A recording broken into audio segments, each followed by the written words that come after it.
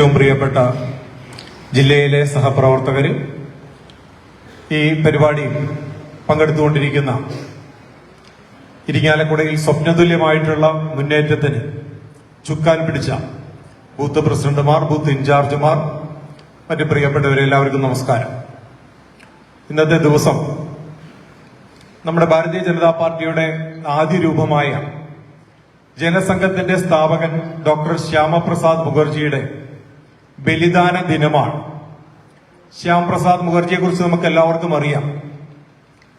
നെഹ്റു മന്ത്രിസഭയിൽ വ്യവസായ മന്ത്രിയായിരുന്ന ശ്യാമപ്രസാദ് മുഖർജി നെഹ്റുവിന്റെ തലതെറിച്ച രാജ്യവിരുദ്ധമായിട്ടുള്ള സമീപനങ്ങളിൽ പ്രതിഷേധിച്ച് ഗുരുജി ഗോൾവാൾക്കറുടെ നിർദ്ദേശപ്രകാരം 1951 ആരംഭിച്ചതാണ് നമ്മുടെ ഈ മഹാപ്രസ്ഥാനം. നമ്മുടെ ദേശീയ അധ്യക്ഷനായിരിക്കുന്ന സമയത്ത് 1953 കാശ്മീരിനെ ഭാരതത്തിന്റെ അവിഭാജ്യ ഘടകമാക്കണം, കാശ്മീരിന്റെ പ്രത്യേക പദവി 370 വകുപ്പ് എടുത്തു കളയണം എന്നാവശ്യപ്പെട്ടുകൊണ്ട് കാശ്മീരിലേക്ക് മാർച്ച് നടത്തി. നമ്മുടെ ദേശീയ അധ്യക്ഷനെ നെഹ്റു ഭരണകൂടം പിടികൂടി ശ്രീനഗറിലെ ജയിലിലിട്ട് അതിക്രൂരമായിട്ടുള്ള പീഡനങ്ങൾക്ക് വിധേയമായി അദ്ദേഹം ധീര ബലിദാനിയായിട്ടുള്ള ദിവസമാണ് 1953 ജൂൺ 23. അദ്ദേഹത്തിന്റെ ബലിദാന ദിനമാണ് ഇന്ന്, ജൂൺ 23. കാലത്തിന്റെ കാവ്യനീതി എന്ന് പറയുന്നത് പോലെ നമ്മുടെ മുൻ ദേശീയ അധ്യക്ഷന്റെ ബലിദാന ദിനത്തിൽ എന്തിനു വേണ്ടിയാണോ നമ്മുടെ ദേശീയ അധ്യക്ഷനെ കൊല ചെയ്തത്, ഈ ദേശീയ പ്രസ്ഥാനത്തിന്റെ വളർച്ച തടയാൻ, ഈ ദേശീയ പ്രസ്ഥാനത്തെ ഇല്ലാതാക്കാൻ, അതിനുവേണ്ടിയാണ് നമ്മുടെ ദേശീയ അധ്യക്ഷൻ കൊല ചെയ്തത്. ആ കൊല ചെയ്തവരുടെ ആ ലക്ഷ്യം തകർത്തെറിഞ്ഞുകൊണ്ട് ഒരു കാലത്തും ഭാരതീയ ജനതാ പാർട്ടി ജയിക്കില്ല എന്ന് കരുതി കോട്ടകെട്ടി സംരക്ഷിച്ച ഇത് കേരളമാണ് എന്ന് പറയുന്ന കേരളത്തിന്റെ മണ്ണിൽ, ഈ തൃശൂർ ജില്ലയിൽ ഹരിത കുങ്കുമ പതാക പാറിച്ചുകൊണ്ട് നമ്മുടെ മുൻ ദേശീയ അധ്യക്ഷന്റെ ധീര ബലിദാന ദിനത്തിൽ അദ്ദേഹത്തിന്റെ സ്മരണകൾക്ക് മുമ്പിൽ പുഷ്പാർച്ചന നടത്തിക്കൊണ്ടാണ് നമ്മൾ ഈ വിജയദിനം ആഘോഷിക്കുന്നത്. ഇവിടെ സൂചിപ്പിച്ചു, ഈ വിജയയാത്ര ഇത് അക്ഷരാർത്ഥത്തിൽ ഒരു വിജയയാത്രയാണ്. ഈ പേര് സൂചിപ്പിക്കുന്നത് പോലെ വിജയയാത്രയാണ്. ഈ വിജയത്തിന്റെ ശില്പികളെ തേടിയുള്ള യാത്രയാണ്. ആരാണ് വിജയത്തിന്റെ ശില്പികൾ? ഒരു സംശയവും വേണ്ട. കൊടും ചൂടിനെ അവഗണിച്ച് പ്രസ്ഥാനത്തിന്റെ നിർദ്ദേശങ്ങൾ ശിരസാവഹിച്ചുകൊണ്ട് 6-7 തവണ ഒരു മടുപ്പ് കൂടാതെ വിജയം എന്നൊരൊറ്റ ലക്ഷ്യത്തിനു വേണ്ടി വീട് വീടാന്തരം കയറി നമ്മുടെ സ്ഥാനാർത്ഥിക്ക് വേണ്ടി വോട്ട് യാചിച്ച നമ്മുടെ ബൂത്തിലെ പ്രവർത്തകരാണ് പ്രഥമവാസികൾ. അവരാണ് ശില്പി. അവരെ കാണാൻ വേണ്ടിയാണ് ജില്ലാ നേതൃത്വം വന്നത്. നേതൃപരമായിട്ടുള്ള പങ്ക് ഞങ്ങൾ വഹിച്ചിട്ടുണ്ട്. ഈ ചരിത്ര വിജയം നേടുന്ന സമയത്ത് ഈ പാർട്ടിയുടെ ജില്ലാ അധ്യക്ഷനായി ഇരിക്കാൻ കഴിഞ്ഞു എന്നുള്ളൊരു സൗഭാഗ്യമാണ്, ഒരു സംശയവും വേണ്ട. ജീവിതത്തിലെ ഏറ്റവും വലിയ സൗഭാഗ്യം എന്താണ് എന്ന് ചോദിച്ചാൽ 67 കൊല്ലത്തെ ഈ കേരളത്തിലെ ഓരോ സംഘപരിവാർ പ്രവർത്തകന്റെയും കാത്തിരിപ്പിന് വിരാമമിട്ടുകൊണ്ട് ആ സ്വപ്നം സാക്ഷാത്കരിക്കാൻ സാധിച്ച സമയത്ത് ഈ ജില്ലയുടെ അധ്യക്ഷനാവാൻ കഴിഞ്ഞു എന്നത് തന്നെയാണ് എന്റെ ജീവിതത്തിലെ ഏറ്റവും വലിയ സൗഭാഗ്യമായി ഞാൻ കാണുന്നത്. അതെങ്ങനെ സാധിച്ചു എന്ന് ചോദിച്ചാൽ അത് ഒരു തരത്തിലും വ്യക്തിപരമായിട്ടുള്ള എന്റെ മിടുക്കുകൊണ്ടല്ല. ഈ ഇരിക്കുന്ന തൃശൂർ ലോകസഭാ മണ്ഡലത്തിൽപ്പെട്ട നമ്മുടെ കാര്യകർത്താക്കളുടെ കൂട്ടായ്മ കൊണ്ടാണ് ഈ വിജയം നമുക്ക് സാധ്യമായത്. വ്യക്തിപരമായി ഞങ്ങൾ ഓരോരുത്തരും എടുത്താൽ ഞങ്ങൾ ആരും നരേന്ദ്രമോദിയെ പോലെയോ അമിത്ഷായെ പോലെയോ വലിയ കഴിവുള്ള ആളുകളല്ല. പക്ഷേ ആത്മാർത്ഥതയുടെ നിറകുടങ്ങളാണ് ഈ ഇരിക്കുന്നവർ. സംഘടന എന്ത് പറഞ്ഞാലും അത് മാക്സിമം, അത് വിജയിപ്പിക്കാൻ വേണ്ടി മാക്സിമം ചെയ്യുക, അങ്ങനെയുള്ള ഒരു കൂട്ടത്തിനെയാണ് ഭാഗ്യവശാൽ ഞങ്ങളുടെ കയ്യിൽ കിട്ടിയത്. അങ്ങനെയുള്ള കൂട്ടായിട്ടുള്ള ഒരു പരിശ്രമം ഉണ്ടായ സമയത്താണ് നമുക്ക് ഈ വിജയം സാധ്യമായത്. 1953 ക്രിക്കറ്റ് വേൾഡ് കപ്പിൽ ആ വേൾഡ് കപ്പിന് കപിലിന്റെ നേതൃത്വത്തിൽ നമ്മുടെ ടീം പോകുമ്പോ നമ്മുടെ ടീമിനെ എല്ലാവരും എഴുതി തള്ളി. കാരണം അക്കാലത്ത് വെസ്റ്റ് ഇൻഡീസ് കൊടികുത്തി വാഴുന്ന കാലമാണ്. വൈയക്തികമായിട്ടുള്ള കഴിവുകൾ എടുത്താൽ അവരുടെ ഒരു കളിക്കാരുടെ അടുത്തുപോലും പോകാൻ കഴിവുള്ളവരാരും ഇന്ത്യൻ ടീമിൽ ഉണ്ടായിരുന്നില്ല. ഓസ്ട്രേലിയ അങ്ങനെ തന്നെയായിരുന്നു.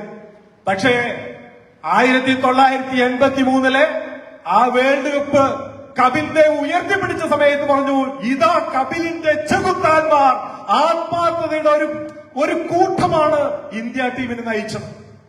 വ്യക്തിപരമായ കഴിവ്. ബൂത്ത് ജയിച്ചാൽ ഇലക്ഷൻ ജയിക്കും, വെറുതെ പറഞ്ഞതല്ല. ബൂത്ത് ജയിച്ചാൽ ഏത് ഇലക്ഷനും ജയിക്കും.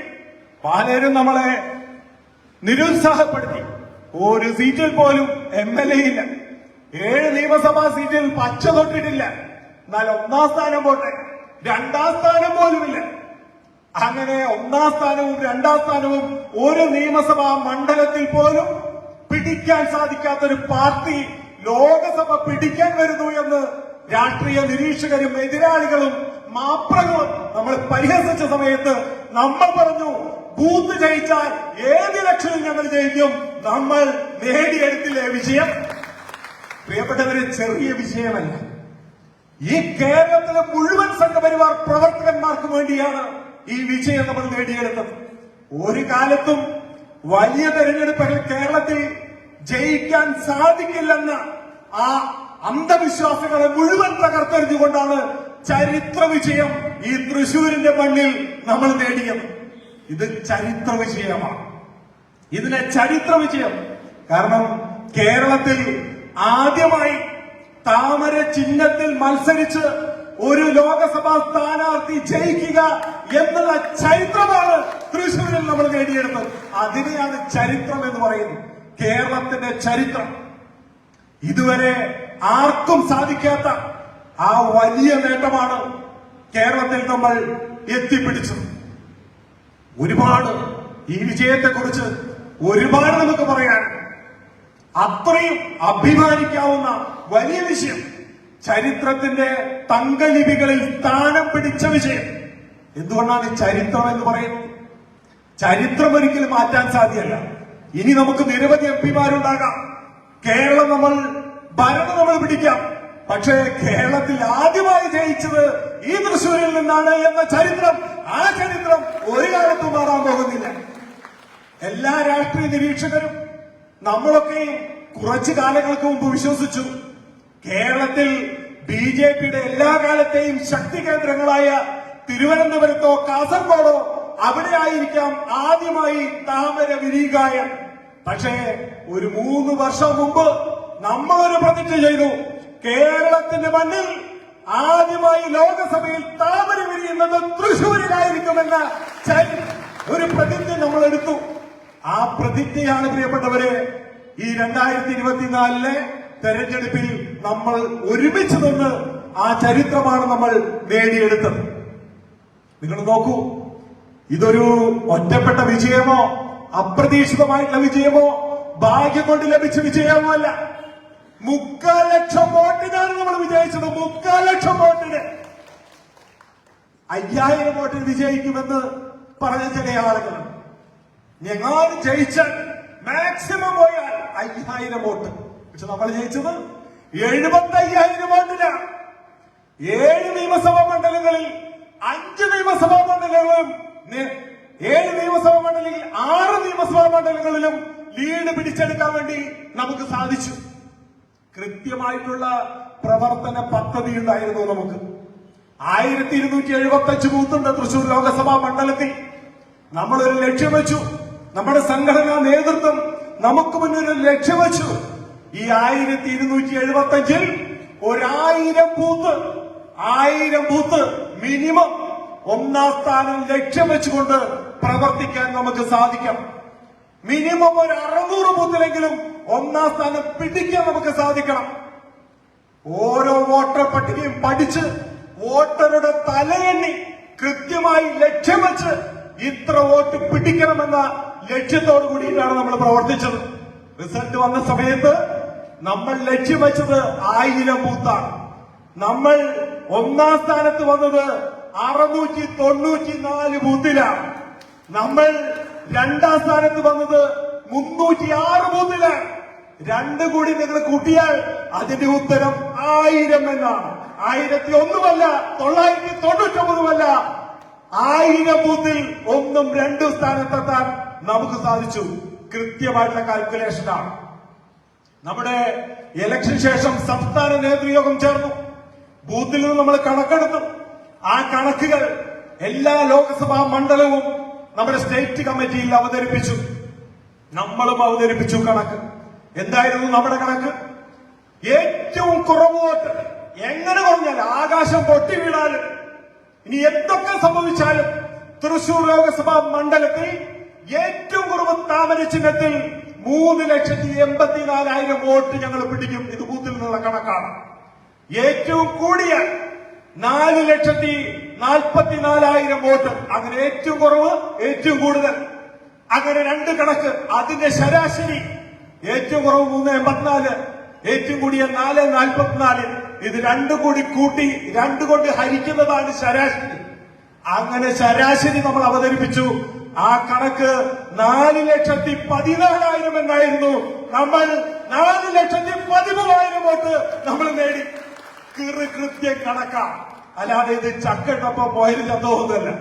കൃത്യമായിട്ട് പഠിച്ച് അതിനുവേണ്ടി പണിയെടുത്ത് 70,000 വോട്ടാണ് പ്രിയപ്പെട്ടവരെ നമ്മളെല്ലാം ചേർന്ന് ഈ ലോക്സഭാ മണ്ഡലത്തിൽ ചേർന്നത്. മറ്റെല്ലാ ലോക്സഭാ മണ്ഡലങ്ങളിലും പുതുതായി ചേർന്ന വോട്ട് എത്രയാ? മറ്റെല്ലാ 19 ലോക്സഭാ മണ്ഡലത്തിലും 50,000 മുതൽ 70,000 വോട്ട് വരെയാണ് ഏറ്റവും കൂടുതലായിട്ട് ചേർന്നിട്ടുള്ളത്. പക്ഷേ നമ്മുടെ തൃശൂർ ലോക്സഭാ മണ്ഡലത്തിൽ 1,48,000 വോട്ടാണ് കൂടുതലായിട്ട് എൻറോൾ ചെയ്യപ്പെട്ടത്. അതെങ്ങനെ സാധിച്ചു? അത് നമ്മുടെ കൂട്ടായ പരിശ്രമത്തിന്റെ ഫലമായിട്ടാണ്. ഇന്നും കമ്മ്യൂണിസ്റ്റുകാരും കോൺഗ്രസുകാരും പഠനം നടത്തിക്കൊണ്ടിരിക്കുക. എങ്ങനെ ജയിച്ചു BJP? ഇന്നുകൊണ്ട് മാതൃഭൂമി പത്രത്തിൽ BJP 70,000 വോട്ട് ചേർത്തത് ഞങ്ങൾക്ക് കണ്ടുപിടിക്കാൻ സാധിച്ചില്ല എന്ന് ഇന്നുകൊണ്ട് മാതൃഭൂമി പത്രത്തിൽ. കഷ്ടപ്പെട്ട് നേടിയ വിജയമാണ്. ആരും ദാനം ചെയ്തതല്ല, ആരും തളികയിൽ വെച്ച് നീട്ടിയതല്ല. നമ്മുടെ ഓരോ പ്രവർത്തകനും അവസാനത്തെ പ്രവർത്തകൻ വരെ കഷ്ടപ്പെട്ട് നേടിയെടുത്ത പോരാടി നേടിയ വിജയമാണ് പ്രിയപ്പെട്ടവരെ നമുക്കിവിടെ സ്വായത്തമായത്. നമുക്ക് അഭിമാനിക്കാം. ഈ വിജയത്തിൽ ഇരിങ്ങാലക്കുട മണ്ഡലത്തിലും അഭിമാനിക്കാം. 8ൽ 7 സ്ഥലങ്ങളിലും 8ൽ 7 പഞ്ചായത്തുകളിലും ലീഡ് പിടിച്ചെടുക്കാൻ വേണ്ടി നമുക്ക് സാധിച്ചു. ഏറ്റവും കൂടുതൽ വോട്ട് നേടിയിട്ടുള്ള ചില ബൂത്തുകൾ, അതിൽ ആദ്യത്തെ 3 ബൂത്തിൽ ഇടം പിടിച്ചതിൽ 1 നിങ്ങളുടെ കുടൽമാണിക്യം ക്ഷേത്രം നിൽക്കുന്ന ബൂത്താണ് എന്ന് അഭിമാനത്തോടു കൂടി പറയാൻ സാധിക്കും. ഈ 3,00,000 വോട്ടിന്റെ ഭൂരിപക്ഷം നമുക്ക് നേടിത്തന്നപ്പോ അതിൽ ഈ ലോകസഭയിൽ രണ്ടാമത്തെ ഏറ്റവും കൂടുതൽ ലീഡ് നിങ്ങളുടെ ഇരിങ്ങാലക്കുട നിയോജക മണ്ഡലമാണ് സംഭാവന ചെയ്തത് എന്നുള്ളതിൽ ജില്ലാ അധ്യക്ഷൻ എന്ന നിലയിൽ എന്റെ എല്ലാവിധ നന്ദിയും ഞാൻ ഈ ചടങ്ങിൽ പ്രകാശിപ്പിക്കുകയാണ്. നമുക്ക് ഈ വിജയം തുടരാൻ വേണ്ടി സാധിക്കണം. ഇപ്പോ കോൺഗ്രസുകാരും കമ്മ്യൂണിസ്റ്റുകാരും രാഷ്ട്രീയ നിരീക്ഷകരും പറയുന്നത് ഇതൊരു ഒറ്റപ്പെട്ട വിജയമാണ്, ഇത് കേവലം സുരേഷ് ഗോപിയുടെ വിജയമാണ്. ഇതൊരു രാഷ്ട്രീയ വിജയമായി അംഗീകരിച്ച് തരാൻ അവർ തയ്യാറല്ല. കാരണം ഭാവിയിൽ BJPക്ക് ഒരു നേട്ടമുണ്ടാകാൻ പാടില്ല. തെരഞ്ഞെടുപ്പിന് മുമ്പ് പറഞ്ഞതെന്താ? തെരഞ്ഞെടുപ്പിന് മുമ്പ് പറഞ്ഞത് സുരേഷ് ഗോപിക്ക് പണ്ടുള്ള ഇമേജ് ഇപ്പോ ഇല്ല. 2 തെരഞ്ഞെടുപ്പ് തോറ്റതോടുകൂടി അദ്ദേഹത്തിന്റെ ഇമേജ് ഒക്കെ പോയി. ശബരിമല കത്തി നിന്ന സമയത്ത് പോലും അദ്ദേഹത്തിന് 2,94,000 വോട്ടാണ് നേടാൻ സാധിച്ചത്. അതിനുശേഷം 2 വർഷം കഴിഞ്ഞ് നിയമസഭാ തെരഞ്ഞെടുപ്പ് നടന്നപ്പോ തൃശൂരിലുണ്ടായിരുന്ന 2ാം സ്ഥാനം അദ്ദേഹം 3ാം സ്ഥാനത്തേക്ക് പോയി. ബാലചന്ദ്രനോട് പോലും തോറ്റുപോയി. അതുകൊണ്ട് സുരേഷ് ഗോപി ഒരു ഘടകമല്ല എന്നാണ് പറഞ്ഞത്. ഇപ്പൊ സുരേഷ് ഗോപി 3,00,000 വോട്ടിന് ജയിച്ചപ്പോ പറയുന്നു അത് സുരേഷ് ഗോപി ഇഫക്റ്റാണ്. ഈ ലക്ഷ്യം എന്താണ് എന്ന് തിരിച്ചറിയാൻ നമുക്ക് സാധിക്കണം. സുരേഷ് ഗോപി എന്ന ഏറ്റവും ജനകീയനായിട്ടുള്ള സ്ഥാനാർത്ഥി ഈ തെരഞ്ഞെടുപ്പ് വിജയത്തിൽ ഒരു പ്രധാന ഘടകമാണ് എന്ന കാര്യത്തിൽ ഒരു സംശയവും വേണ്ട. അതേപോലെ തന്നെ ഈ ലോക്സഭാ മണ്ഡലത്തിലെ ഓരോ BJP പ്രവർത്തകന്റെയും കൂട്ടായ പരിശ്രമത്തിന്റെ ഫലമായി, സംഘടന കെട്ടുറപ്പിന്റെ ഫലമായി, സംഘടന മുന്നേറ്റത്തിന്റെ ഫലമായി നാം പോരടിച്ച് നേടിയെന്ന് തന്നെയാണ് വിജയം. ഈ വിജയം തുടരാൻ നമുക്ക് സാധിക്കണം. അതിനുവേണ്ടിയാണ് ഇനിയുള്ള നാളുകൾ പ്രിയപ്പെട്ടവരെ നമ്മൾ പരിശ്രമിക്കേണ്ടത്. ഇവിടെ ഗവേഷ് സൂചിപ്പിച്ചതുപോലെ നമ്മൾ മുന്നിലെത്തിയ, നമ്മൾ 1ാം സ്ഥാനത്തും 2ാം സ്ഥാനത്തും വന്ന മുഴുവൻ സ്ഥലങ്ങളിലും ഇത്തവണ 1ാം സ്ഥാനത്ത് വരാൻ സാധിക്കാത്ത ചില ബൂത്തുകളാണ്. വലിയ സങ്കടമുണ്ടാകും. 1ാം സ്ഥാനത്ത് വന്നവരെ അനുമോദിക്കുന്ന സമയത്ത് സ്വാഭാവികമായി 2ാം സ്ഥാനത്ത് വന്നവർക്ക് വിഷമമുണ്ടാകും. അത് വിഷമിക്കരുത്. കാരണം രാഷ്ട്രീയത്തിൽ 2-3 എന്നൊന്നും പറയുന്നില്ല. രാഷ്ട്രീയത്തിൽ വിജയം മാത്രമേ ഉള്ളൂ. ഓരോ വോട്ടിന് തോറ്റാൽ അത് തോൽവിയാണ്. രാഷ്ട്രീയത്തിൽ വിജയം മാത്രമേ ഉള്ളൂ. അതുകൊണ്ട് 2ാം സ്ഥാനത്തായവരും 3ാം സ്ഥാനത്തായവരും അടുത്ത തെരഞ്ഞെടുപ്പിൽ 1ാം സ്ഥാനത്തെത്തി ഇതുപോലെ അഭിനന്ദനവും ആദരവും ഏറ്റുവാങ്ങാൻ കൂടുതൽ കരുത്തോടുകൂടി പരിശ്രമിക്കാൻ വേണ്ടി തന്നെയാണ് 1ാം സ്ഥാനത്തെത്തിയവരെ മാത്രം അനുമോദിക്കുന്നത്, ആദരിക്കുന്നത്. ഇതിനർത്ഥം 2ാം സ്ഥാനക്കാരും 3ാം സ്ഥാനക്കാർക്കും പരിശ്രമിച്ചില്ല എന്നല്ല, കഷ്ടപ്പെട്ടില്ല എന്നല്ല. പക്ഷെ അവർ ഒന്നുകൂടി കൂടുതൽ കരുത്തോടുകൂടി പ്രവർത്തിക്കേണ്ടതായിട്ടുണ്ട്. അതുകൊണ്ട് വരാൻ പോകുന്ന പഞ്ചായത്ത് തെരഞ്ഞെടുപ്പിൽ ഇപ്പൊ നമ്മളെ ഇതൊരു കേവലം വ്യക്തിപരമായിട്ടുള്ള വിജയമാണ് എന്ന് പറയുന്ന മാപ്രകളുടെ നാവടപ്പിക്കാനുള്ള പ്രവർത്തനം ഇന്നു മുതൽ നമ്മൾ ആരംഭിക്കണം. തൃശൂർ ജില്ലയിൽ ത്രിതല പഞ്ചായത്ത് തെരഞ്ഞെടുപ്പിൽ ഏറ്റവും കൂടുതൽ മുനിസിപ്പാലിറ്റികളും പഞ്ചായത്തുകളും പിടിച്ചടക്കുന്ന പ്രസ്ഥാനം അത് ഭാരതീയ ജനതാ പാർട്ടി മാത്രമായിരിക്കണം. അതാണ് അടുത്ത നമ്മുടെ ലക്ഷ്യം. അത് കഴിഞ്ഞാൽ 6 മാസത്തിനുള്ളിൽ നിയമസഭാ തെരഞ്ഞെടുപ്പ് നടക്കും. തൃശൂർ ലോകസഭയിൽ ഇത്തവണ നമ്മൾ 7-ൽ 6 സീറ്റാണ് ലീഡ് ചെയ്തതെങ്കിൽ 2026 നിയമസഭാ തെരഞ്ഞെടുപ്പിൽ 7-ൽ 7 പിടിക്കണം എന്നുള്ള വാശിയോടുകൂടി, ലക്ഷ്യത്തോടുകൂടി പ്രവർത്തിക്കാൻ നമുക്ക് സാധിക്കണം. അതിന് ഊർജം പകരാൻ വേണ്ടിയാണ് ഈ ജില്ലാ ടീം ഒരുമിച്ച്. ചരിത്രത്തിൽ ഇന്ന് വരെ ഉണ്ടായിട്ടുണ്ട്. ചരിത്രത്തിൽ ഇന്ന് വരെ നമ്മുടെ മുഴുവൻ ജില്ലാ ടീമും ഒരുമിച്ച് ബൂത്ത് പ്രസിഡന്റുമാരെ അനുമോദിക്കാൻ വരുന്ന ഒരു ചരിത്രം ഇതിനു മുമ്പ് ഉണ്ടായിട്ടുണ്ടോ? എത്ര സന്തോഷത്തോടുകൂടി ഈ തെരഞ്ഞെടുപ്പിന് നമ്മൾ എന്തൊരാവേശത്തോടു കൂടിയാണ് നേരിട്ടത്. എന്തെങ്കിലും ഒരു അഭിപ്രായ വ്യത്യാസം നമ്മുടെ സംഘടനയ്ക്കുള്ളിൽ ഉണ്ടായിരുന്നു. അത്ര ഐക്യത്തോടുകൂടി ഏകോദര സഹോദരങ്ങളെ പോലെ, കൂടപ്പറപ്പുകളെ പോലെയാണ് ഈ തെരഞ്ഞെടുപ്പിൽ നമ്മൾ പോരാടിയത്. ഇതൊരു ടീമായി, ടീം സ്പിരിറ്റോടു കൂടിയാണ് നിങ്ങളെ കാണാൻ വേണ്ടി ഞങ്ങൾ വരുന്നത്. ഇത് യഥാർത്ഥത്തിൽ ഒരു വിജയ യാത്ര തന്നെയാണ്. അല്ലാതെ പിണറായി വിജയന്റെ സ്കൂളിന്റെ മതിൽ പൊളിക്കാനുള്ള യാത്രയല്ല. ഇത് വിജയിച്ച് കാണിച്ച് വിജയയാത്രയായിട്ടാണ് ഞങ്ങൾ വരുന്നത്. അതുകൊണ്ട് ഈ വിജയം നിങ്ങൾക്കിവിടെ ഒരു മൊമെന്റോ തരുന്ന സമയത്ത്, ഒരു ഷാളണിക്കുന്ന സമയത്ത്, ഒരു ലഡു തരുന്ന സമയത്ത്, അത് നമ്മുടെ ജീവിതത്തിൽ, നമ്മുടെ സംഘടനാ പ്രവർത്തന ചരിത്രത്തിൽ നമുക്ക് ലഭിച്ച ഏറ്റവും വലിയ ഒരു അംഗീകാരമായി വലിയ മനസ്സോടുകൂടി സ്വീകരിക്കാൻ നമുക്ക് ഓരോരുത്തർക്കും സാധിക്കണം. അതുപോലെ തന്നെ ഈ പരിപാടിയിൽ നിങ്ങളിൽ നിന്ന് തിരിച്ചു ജില്ലാ നേതൃത്വം സ്വീകരിക്കുന്നത് കേവലം കുറച്ച് പുസ്തകങ്ങളാണ്. ഈ ലോകസഭാ തെരഞ്ഞെടുപ്പ് ജയിക്കണമെന്നൊരു ലക്ഷ്യം നമ്മൾ മുന്നിൽ വെച്ചതുപോലെ മറ്റൊരു സ്വപ്നം കൂടി നമ്മൾ 10 മാസം മുമ്പ് മുന്നിൽ വെച്ചിരുന്നു. എല്ലാ സൗകര്യങ്ങളോട് കൂടിയിട്ടുള്ള ഒരു ജില്ലാ ഓഫീസ് എന്നുള്ള സ്വപ്നം. ഈ വലിയ ലക്ഷ്യം നേടിയെടുക്കുന്നതിനിടയിലും ആ 10 മാസങ്ങൾക്കുള്ളിൽ കേരളത്തിലെ ഏറ്റവും വലിയ ഓഫീസ്, 20,000 സ്ക്വയർ ഫീറ്റിന്റെ ഓഫീസ് ഇന്ത്യയിൽ റെക്കോർഡ് സ്പീഡിൽ 10 മാസത്തിനുള്ളിൽ ആ ഓഫീസിന്റെ പണിയും നമ്മൾ പണി കഴിപ്പിച്ച് ആ ഓഫീസിൽ ഇരുന്നു കൊണ്ടാണ് ഈ തെരഞ്ഞെടുപ്പിന് നമ്മൾ നേരിടുന്നത്. ആ ഓഫീസിൽ ഒരു ഗവേഷണ ലൈബ്രറി നമ്മൾ ആരംഭിക്കുന്നു. എല്ലാത്തരം പുസ്തകങ്ങളുമുള്ള ഏതൊരു ഗവേഷണ വിദ്യാർത്ഥിക്കും സമീപിക്കാവുന്ന ആ ലൈബ്രറിയിൽ നമ്മുടെ ഓരോ പ്രവർത്തകന്റെയും കയ്യൊപ്പുണ്ടാകണമെന്ന് സംഘടന ആഗ്രഹിക്കുന്നു. ഈ വിജയത്തിന്റെ പ്രതിഫലമായി ജില്ലാ നേതൃത്വം നിങ്ങളോട് ആവശ്യപ്പെടുന്നത് നിങ്ങൾ നൽകുന്ന ഒരു പുസ്തകം. ആ പുസ്തകം ഈ വിജയത്തിന്റെ കയ്യൊപ്പായി നമോ ലൈബ്രറിയിൽ ഉണ്ടാകും. അതിന് നിങ്ങൾ എല്ലാവരും സഹകരിക്കണമെന്ന് മാത്രം പറഞ്ഞുകൊണ്ട് ഞാൻ എന്റെ വാക്കുകൾ നിർത്തുന്നു. നന്ദി, നമസ്കാരം.